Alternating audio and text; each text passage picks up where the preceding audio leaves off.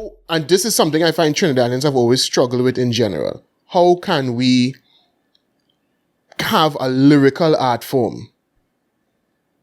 When I say a lyrical art form, because soca not doing that job either. Soca still in the wine and jam party, can't come out of that space. So a man who want to sing about gun and you shouldn't want to sing about gun, but you have your right to sing whatever you want. But the point is, a man who want to sing about violence, right? About the violence he's seeing every day and thing. He doesn't feel like there's an art form in existence right now that allows him to do that in his own accent, in his own, without coming out of himself and pretending to be a Jamaican or pretending to be an American. And that's because the musicians together, and I always say this, I don't know if we had to bring all the biggest producers in Trinidad together and put them in some kind of think tank or something, give them a 1 month, hey, come up with something. Come up with something that could showcase the lyrical ability of artists in Trinidad, like how Calypso used to. Well, right? But you wouldn't say things like rap, so one thing would have helped with that way. Right, but for whatever reason, it didn't go. Right. It didn't go.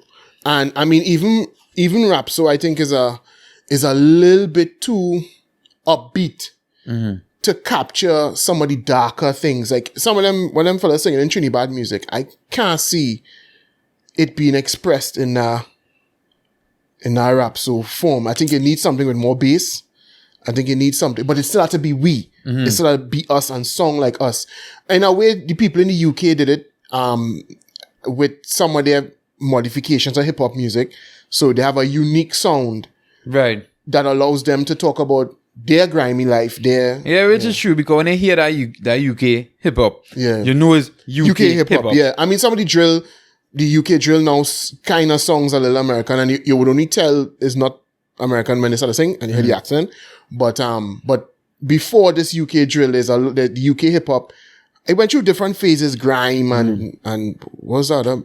They used to call it jungle music and all kind of thing. They went through different phases, but they have a way of kind of tweaking it to sound like their own. There's something we need to do that. So in order for us to sing in a natural accent and still express themselves in that way, and we just not doing that. The artist not trying to find that. We just feel like all we could do is either sing party music or sing music for the people in the funeral home. You know what I mean? Well, boy, the thing is, I've said before, and I'll probably just try to wrap up the aspect of this with it. I think, and I've been saying this to the artists a while now, I think you could sing the same soca, do a more lyrical and more party-like thing, because you could slow down the soca how you want or whatever. You obviously you can't sing conman thing, right? But you could sing wherever else you want to sing, and do that all year round, and then do your festive music coming closer to the festival. I think that's the way for soca artists. For soca artists. And to be fair to them, many of them doing that, they find, because they having hits that breaking out outside the carnival time and thing. And we also have to understand that music is a very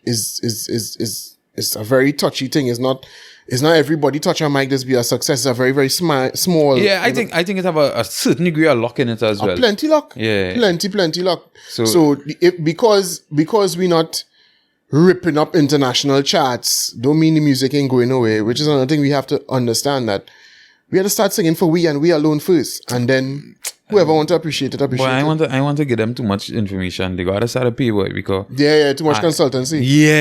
I'm managing of parties and them workers and them. But let me not say no more. But that's not before you move from the. I'm gonna switch it to 9, so just switch on, giving them all advice and things. Yeah.